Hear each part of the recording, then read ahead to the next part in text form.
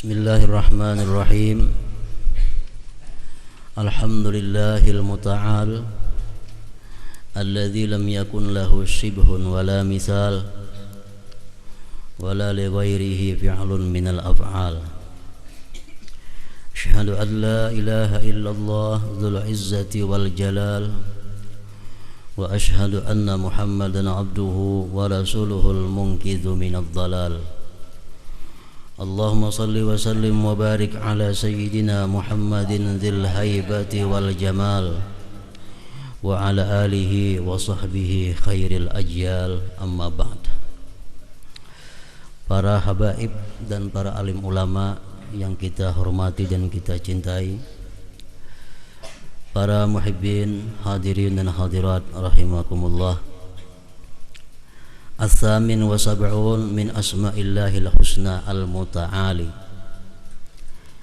Yang ke-78 daripada asma'ul husna ialah al-muta'ali.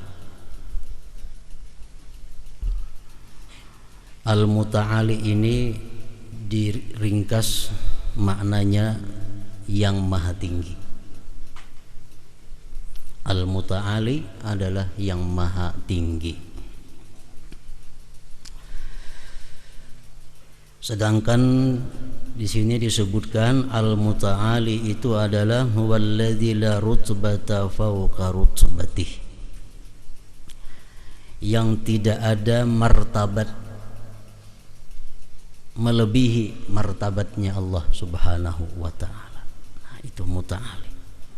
Tidak ada kedudukan yang lebih tinggi, pangkat, martabat yang melebihi daripada martabat Allah Subhanahu wa ta'ala. Itu muta'ali.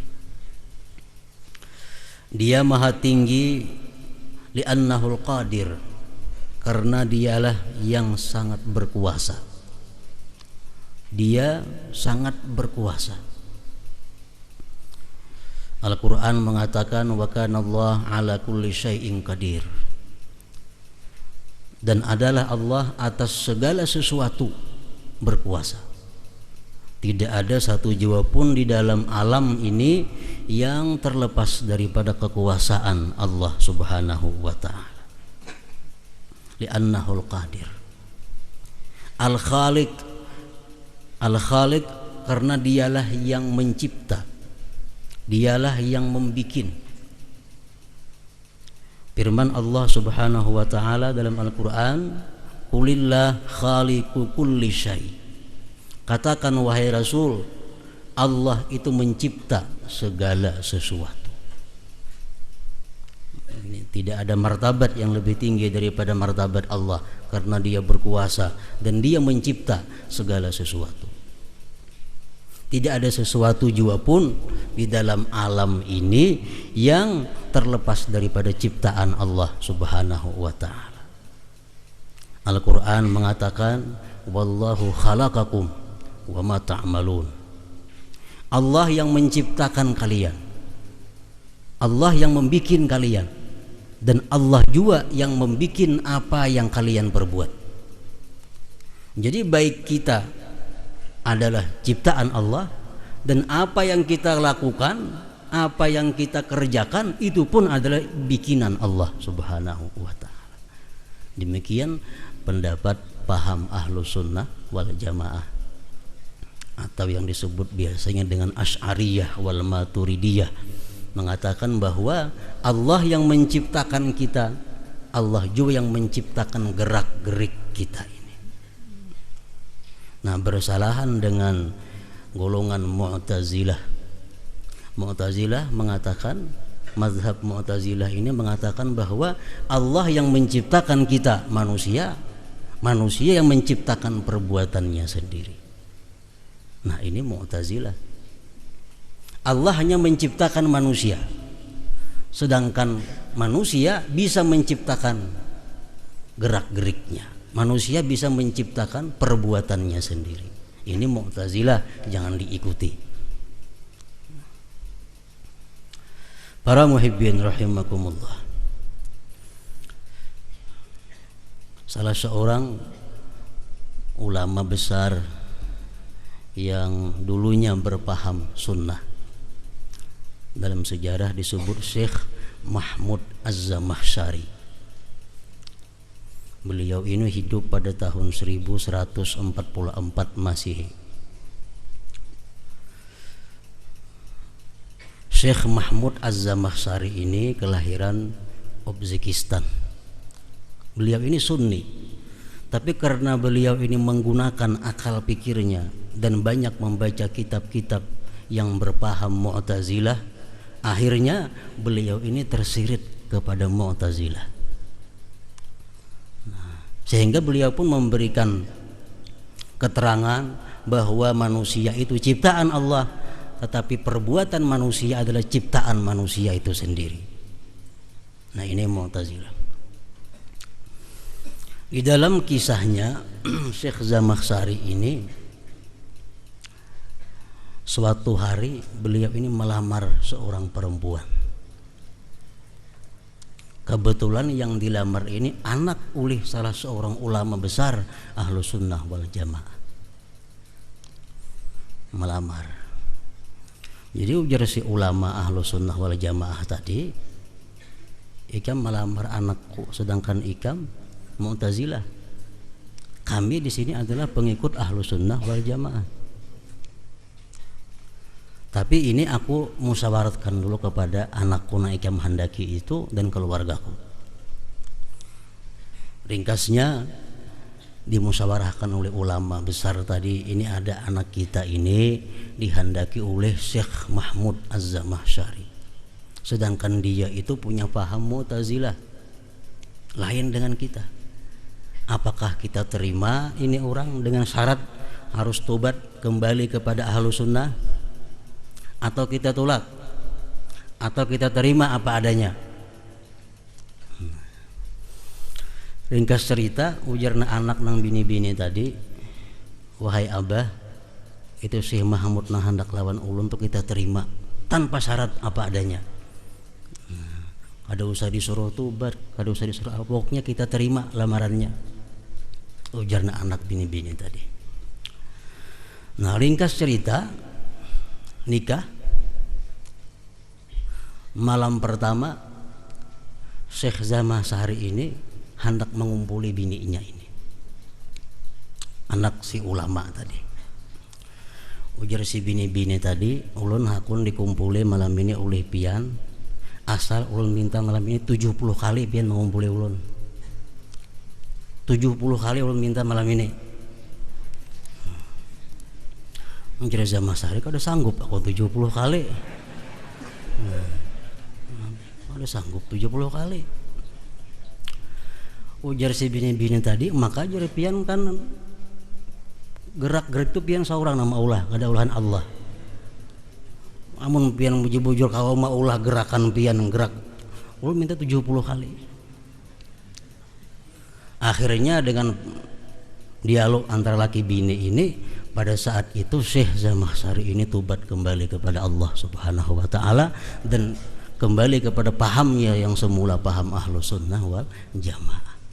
Nah, jadi Allah khaliq kulli syai. Quran mengatakan demikian, bahwa Allah mencipta segala sesuatu, baik itu manusia ataupun apa yang dilakukan oleh manusia, kada lepas daripada ciptaan Allah Subhanahu wa taala. Ar-Razik, Allah yang memberikan rezeki manusia, makhluk yang lainnya pun. Al-Muhyil Mumit, dia yang menghidupkan, dia yang mematikan. Alladzi idza arada syai'an yaqulu lahu kun fayakun, yang mana bila dia hendak sesuatu dia mengatakan kun fayakun, maka terjadilah. Nah, ini satu martabat yang tidak bisa diduduki oleh selain Allah Subhanahu wa taala. Al-Muta'ali, dia yang maha tinggi martabatnya. Para muhibbin rahimakumullah. Qala Allah Ta'ala alimul ghaibi wasyahadah al-kabirul muta'al.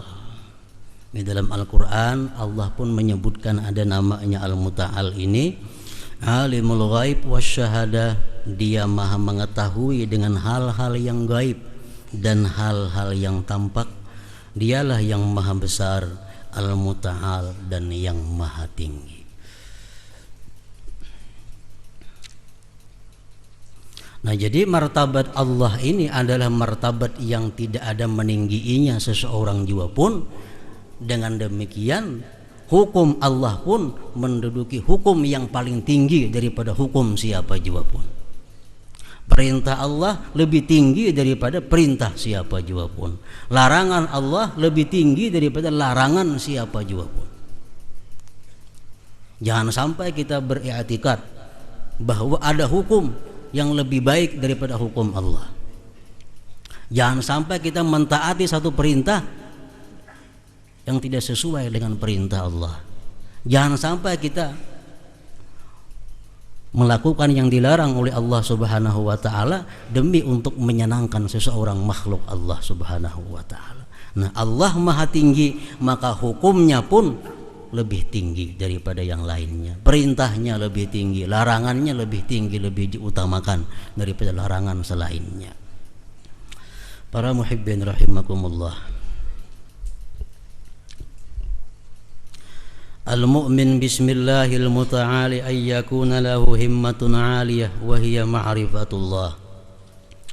Orang yang beriman dengan nama Allah Al-Muta'ali, bahwa adalah dia mempunyai keinginan yang tinggi, selera yang tinggi.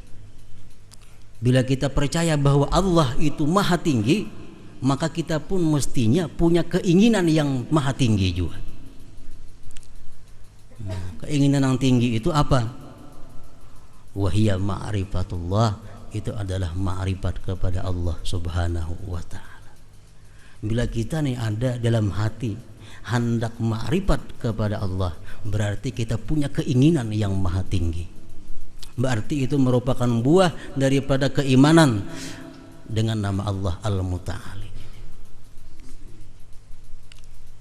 Kalau kita ingin surga, itu masih keinginan yang rendah. Kita beribadah supaya dapat surga, itu keinginan yang rendah. Apalagi kita beribadah supaya dapat sanjungan pujian manusia, makinnya rendah lagi. Kalau kita yang tinggi bahwa kita beribadah kepada Allah itu adalah usaha untuk mendapatkan ma'rifat kepada Allah Subhanahu wa ta'ala. Nah, ini hanya ngarannya himmah yang tinggi.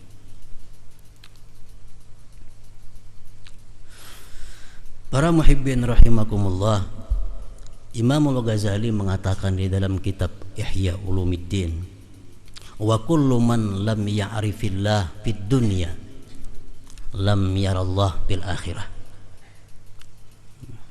Barang siapa yang tidak ma'rifat kepada Allah di dalam dunia ini, dia tidak akan bisa melihat Allah di akhirat, walaupun masuk ke dalam surga. Karena syafaat Nabi, karena syafaat para aulia, syafaat para ulama, masuk ke surga. Tapi orang ini dalam dunia kadang ma'rifat kepada Allah, maka dia di surga kadang akan bisa melihat Allah Subhanahu wa ta'ala. Wa kullu man lam ya'rifillah fid dunya fala yarallah fil akhirah. Wa kullu man lam yajid lazzatal ma'rifah fid dunya fala yajidu lazzatan nazar fil akhirah. Orang yang di dalam dunia tidak sempat merasai lezatnya ma'rifat kepada Allah, maka di akhirat pun dia nantinya kada akan mendapati lezatnya memandang zat Allah Subhanahu wa ta'ala.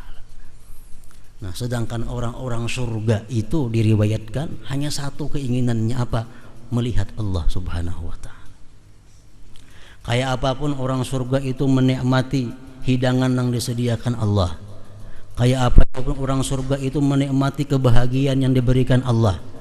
Begitu Allah bertajalli, mereka melihat kepada zat Allah, semua kenikmatan itu hilang. Kenapa? Karena mendapat kenikmatan yang lebih tinggi, yaitu melihat Allah Subhanahu wa ta'ala. Nah, orang yang dalam dunia ini kadang mengenal Allah, di akhirat kadang akan bisa melihat Allah Subhanahu wa ta'ala. Nah, makanya itu kita mesti ada punya keinginan yang tinggi. Yang tinggi itu apa? Ma'rifatullah. Kita ingin masuk surga, itu masih keinginan yang rendah. Kita ingin mati husnul khatimah, itu masih keinginan yang rendah. Kita supaya selamat daripada neraka, itu keinginan yang rendah. Tapi kalau kita punya himmah, punya keinginan hendak ma'rifat kepada Allah, nah ini hanya disebut keinginan yang tinggi, himmatul aliyah. Para muhibbin rahimakumullah, Ujar Imam Ghazali mengatakan, orang-orang yang punya keinginan hendak ma'rifat kepada Allah, itulah orang-orang yang disebut jantan. Artinya laki-laki yang jantan.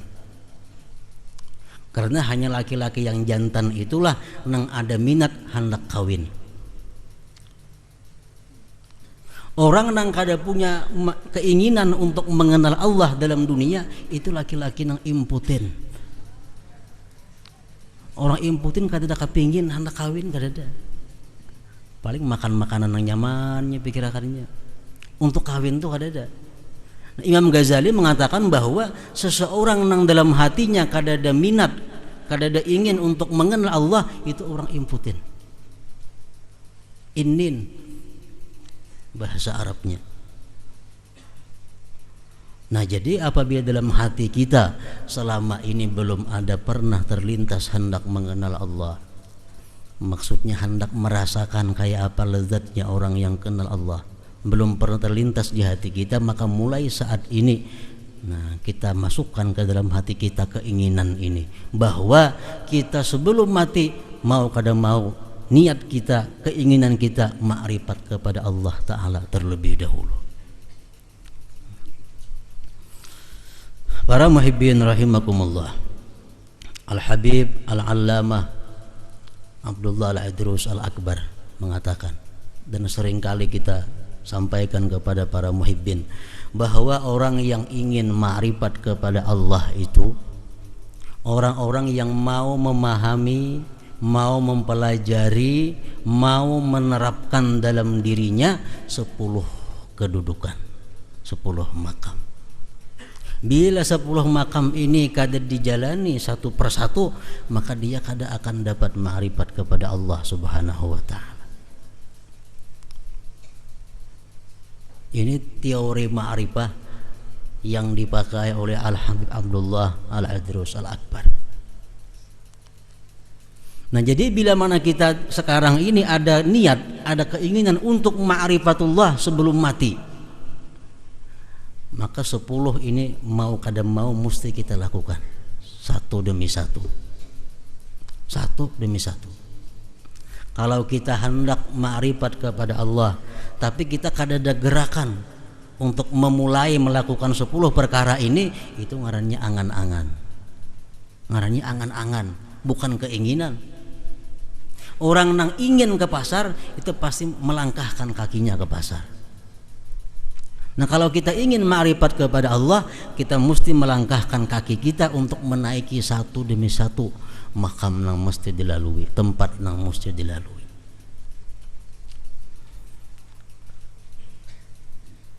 Oleh beliau disebutkan yang pertama yang mesti kita lalui, tobat. Ini pokok dasar. Bangunan ibadah nang kada dimulai dengan tobat, seperti kita membangun bangunan di tengah laut atau di atas lumpur. Tobat ini pondasi amal, pondasi ibadah. Makanya anak sembahyang suruh berwudu. Wudu adalah merupakan tobat. Jadi tobat yang pertama. Kalau hendak ma'rifat kepada Allah, tobat. Tobat daripada ghibah, tobat daripada berkata nang haram, tobat daripada memandang nang haram, tobat daripada makan minum yang haram. Jadi semua hal yang diharamkan oleh Allah kita tobat. Nah, ini mudah pertama. Manusia kada bisa lepas daripada dosa, baik sengaja atau kada sengaja. Apalagi kita bergaul, apalagi kita berusaha, hidup di pasar, maginnya kada bisa lepas daripada dosa. Nah, tapi ada tobat. Kita lakukan tobat pagi, sore, habis sembahyang 5 waktu, tobat. Sehingga hati kita, diri kita ini kadang terkait dengan satu dosa jua pun. Nah, sore, petang kita tobat terhadap dosa-dosa yang kita lakukan sejak pagi hari. Habis subuh kita tobat kalau ada dosa yang dilakukan pada malam hari tadi. Nah, diri kita bersih. Nah, ini modal untuk orang ma'rifat kepada Allah. Tobat dulu. Ujar beliau mengatakan lagi, orang yang benar-benar tobat kepada Allah akan diberi Allah hadiah. Hadiahnya apa? Mahabbatullah, kecintaan Allah. Nah, kalau kita ini bujur-bujur tobat kepada Allah, Allah mencintai kita. Allah mencintai kita. Kalau Allah mencintai kita, apapun ibadah yang kita lakukan diterima oleh Allah Subhanahu wa ta'ala. Karena ibadah dari orang yang dicintainya.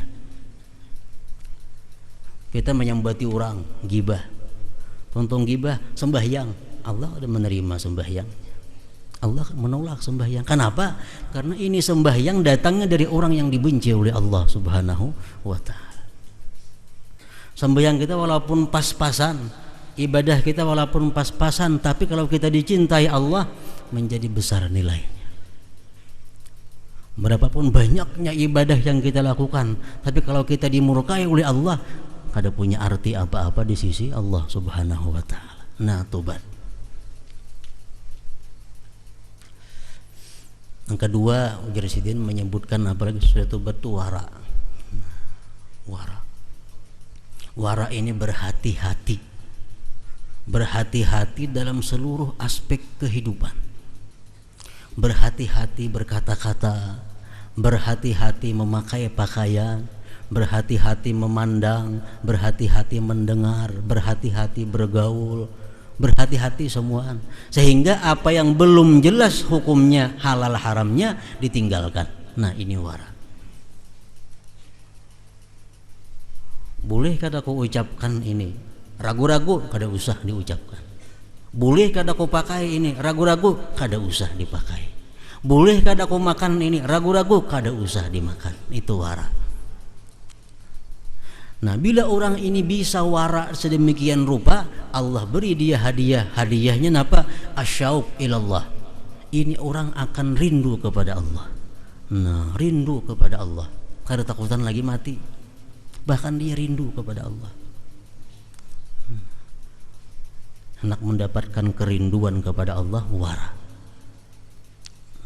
Yang ketiga, ujar beliau mengatakan kalau kita hendak ma'rifat, lalui dulu zuhud. Zuhud ini apa artinya? Lawanannya orang yang cinta dunia. Zuhud kadang mencintai dunia. Arti dunia apa? Yang melalaikan kita daripada zikrullah, mengingat Allah. Nah, kadang mencintai dunia. Mungkin dunia yang ada milik kita, dunia yang ada di tangan kita ini macam-macam. Ada yang membawa kita kepada ibadah. Nah, itu ayo sayangi. Ini ada dunia kita, yang ini seringkali membuat aku maksiat. Nah, ini mesti kita jauhkan. Ini dunia kita yang seringkali membuat lalai beribadah. Ini mesti dijauhkan. Nah, hanya tertinggal di sekitar kita dunia-dunia yang mendukung kita untuk ibadah. Selain pada itu ditinggalkan. Ini zuhud. Kalau zuhud ini mampu kita terapkan dalam diri kita, Allah beri kita sesuatu, apa? Khusyu'ul qalbi, khusyuknya hati. Sembahyang khusyuk, membaca Quran khusyuk, bersahabat khusyuk. Ini hanya mampu kalau kita zuhud. Kalau hubud dunia, nggak ada kawa sembahyang khusyuk, kemana aja mengaji, jamin nggak ada kawa. Orang hubud dunia, masih cinta dunia, masih kasih tuh kamari mencari dunia, belajar sembahyang khusyuk, kada akan dapat. Nah, kenapa? Karena khusyuk ini Allah berikan kepada orang yang zahid, orang-orang yang sudah zuhud kepada dunia. Nah, ini modal.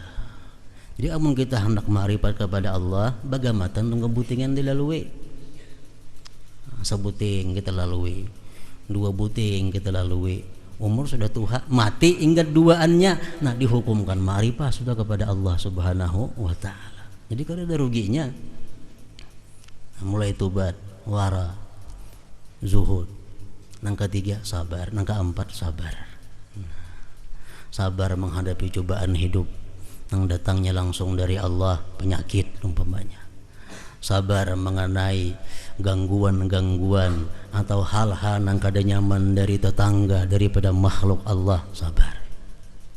Sabar dalam menghadapi kesulitan-kesulitan ekonomi, sabar. Sabar dalam menghadapi susahnya anak buah diatur, sabar.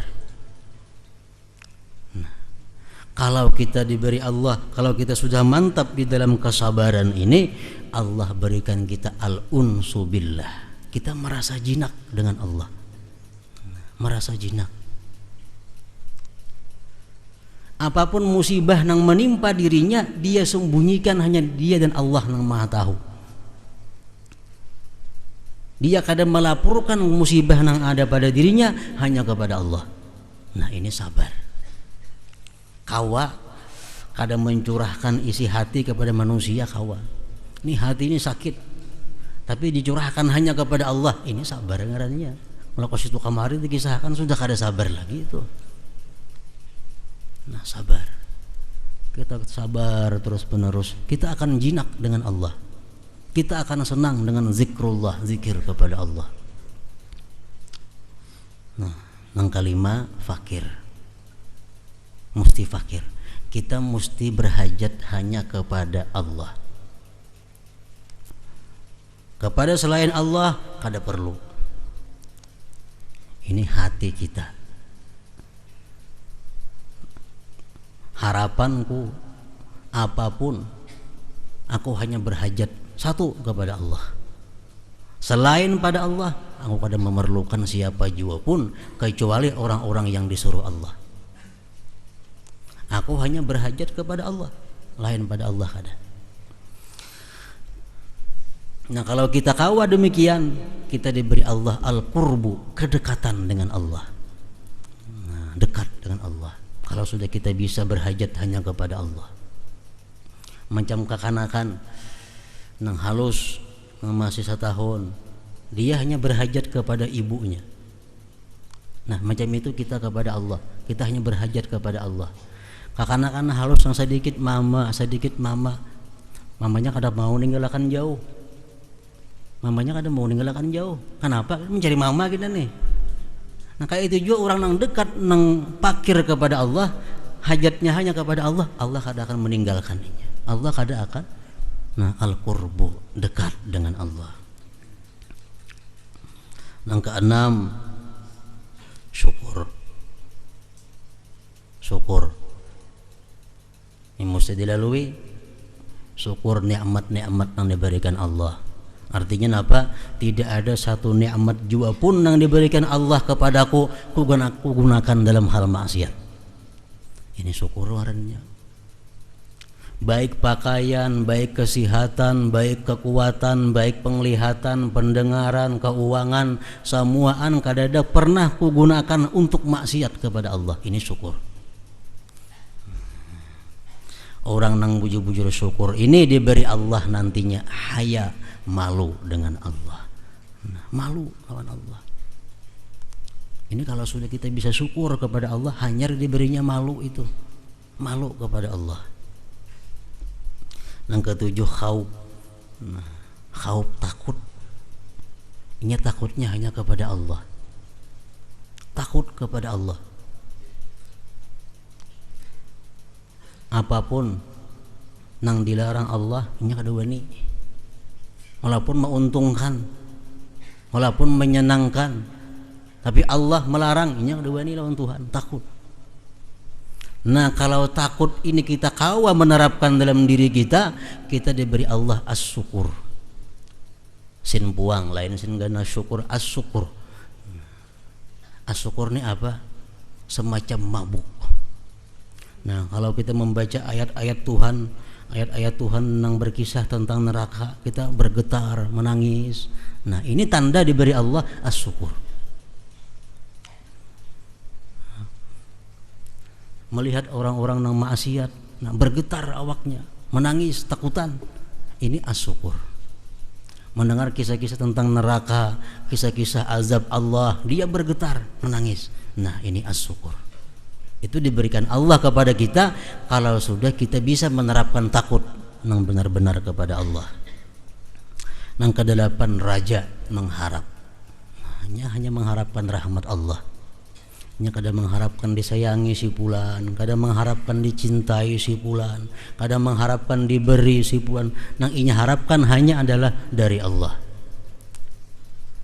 Nah, ini kalau sudah kita menerapkan demikian, kita diberi Allah al-wuslah. Nah, hubungan kada bisa berpisah lagi dengan Allah. Nah, al-wuslah. Para muhibbin rahimakumullah, kemudian ujar beliau, hanyar nang kedelapan, tawakal. Mau kada mau orang hendak mengenal Allah mesti jalan tawakal dulu juga tariwati. Tawakal, berserah diri kepada Allah dalam segala urusan-urusan duniawi.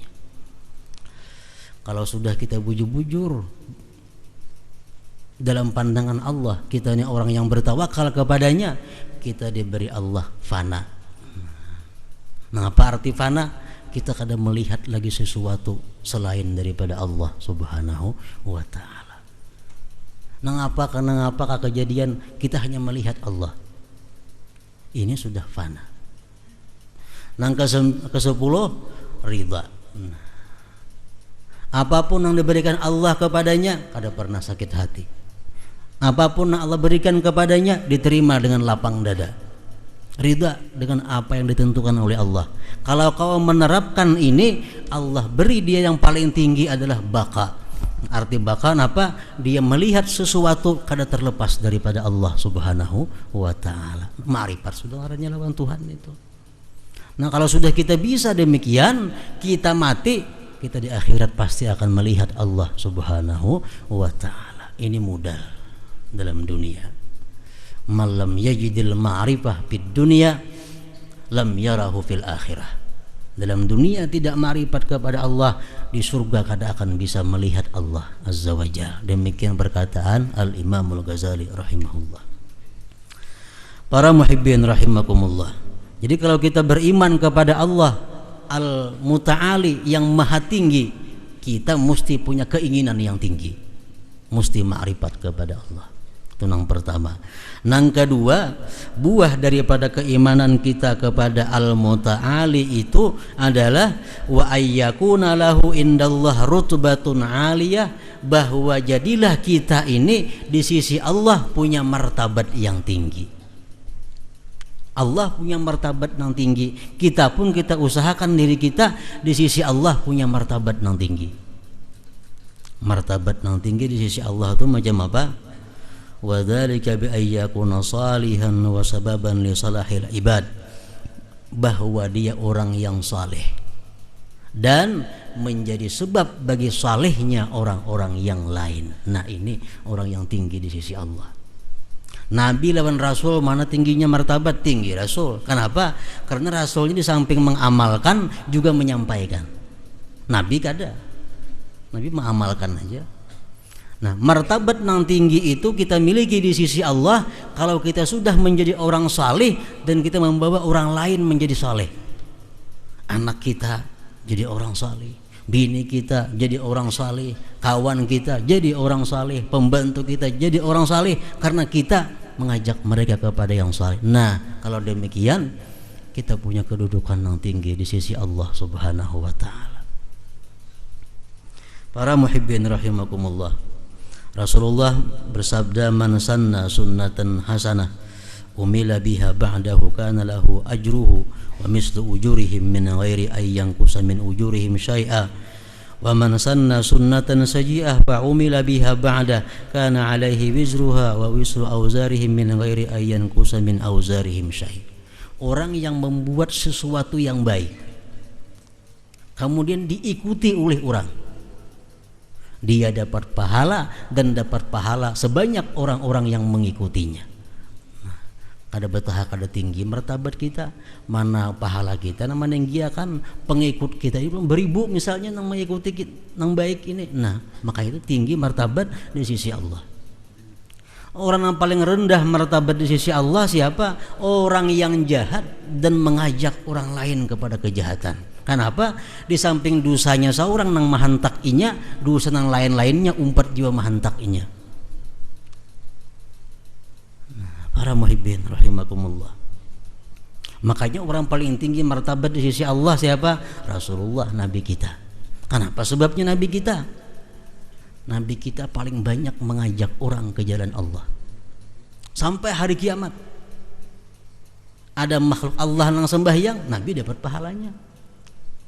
1 juta yang sembahyang, seitulah Nabi kita dapat pahalanya. Kenapa? Karena beliau yang bikin sunnah demikian.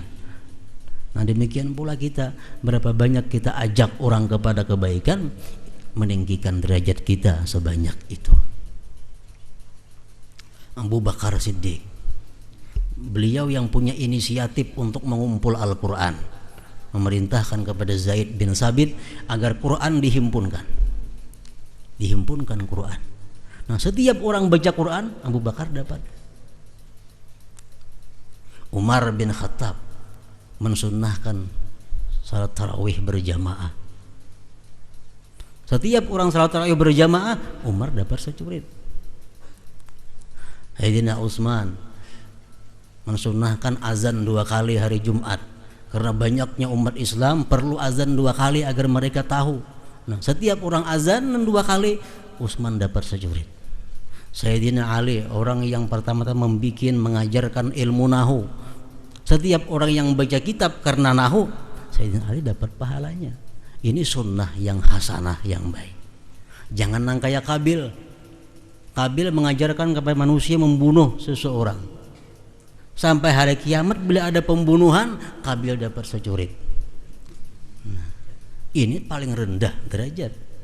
Di samping dosa seorang yang merendahkan, ditambah lagi dosa-dosa yang lainnya. Nah, para muhibbin rahimakumullah, kemudian yang selanjutnya 79 yaitu Asmaul Husna Al-Bar.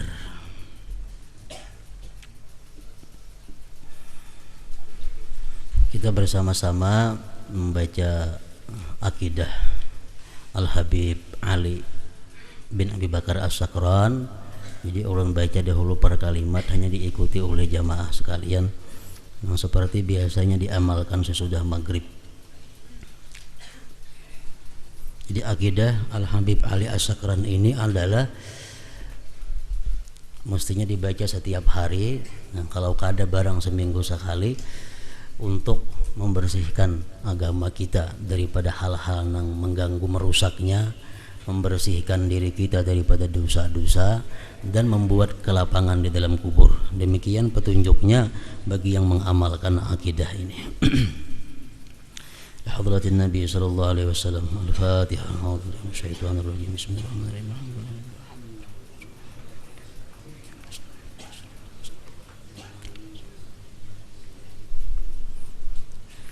أشهد أن لا إله إلا الله وحده لا شريك له وأشهد أن سيدنا محمدا عبده ورسوله آمنت بالله وملائكته وكتبه ورسله واليوم الآخر وبالقدر خيره وشره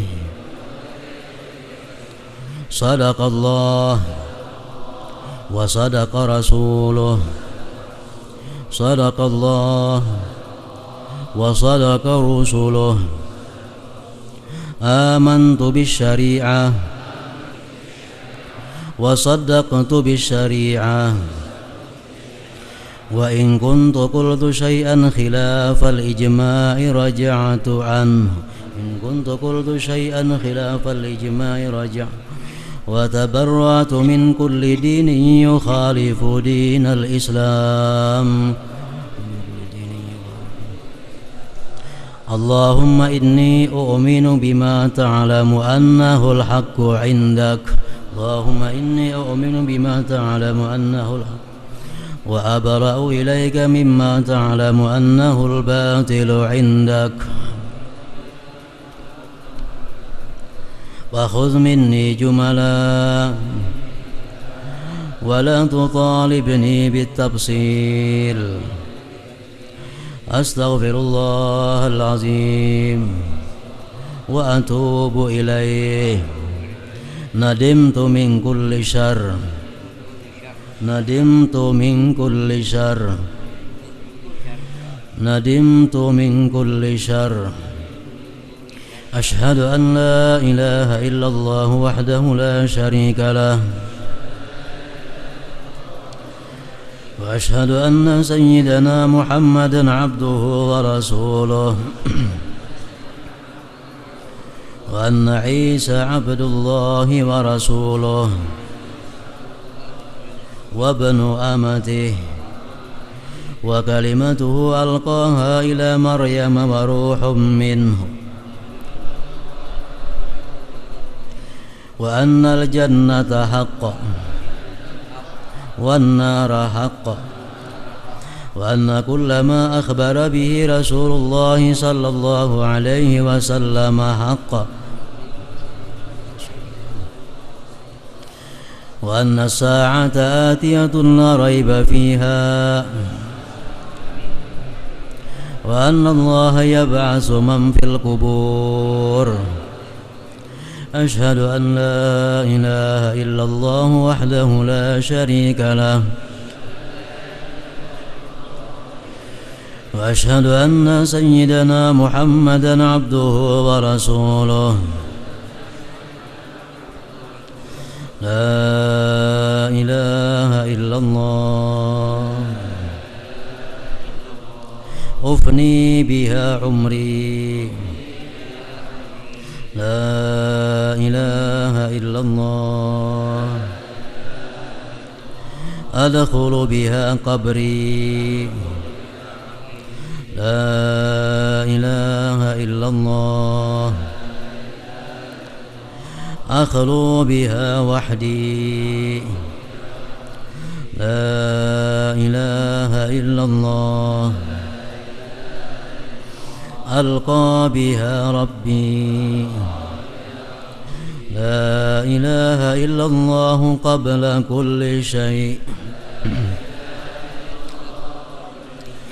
لا إله إلا الله بعد كل شيء. لا إله إلا الله يبقى ربنا ويفنى كل شيء. لا إله إلا الله يبقى ربنا ويفنى كل شيء. لا إله إلا الله أستغفر الله. لا إله إلا الله أستغفر الله.